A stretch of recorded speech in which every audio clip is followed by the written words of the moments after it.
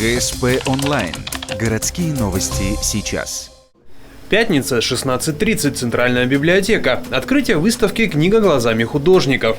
Выставлено 49 картин. Их объединяет несколько характеристик. Полотно должно быть создано по мотивам какого-либо литературного произведения, или же изображать поэта, писателя. Или, по крайней мере, на нем должна фигурировать книга. Как замечают организаторы, у любой книги два автора – писатель и художник. Это иллюстрация к тому, как художник идет за мыслью. Причем не родилась эта мысль не у него, не изнутри его, а из художественного произведения.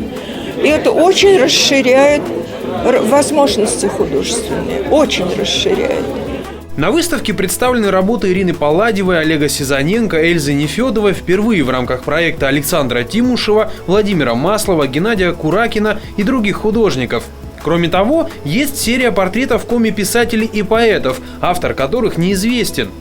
Возможно, кто-то из гостей выставки знает его и сможет помочь организаторам. Экспозиция будет открыта целый месяц, до 2 ноября.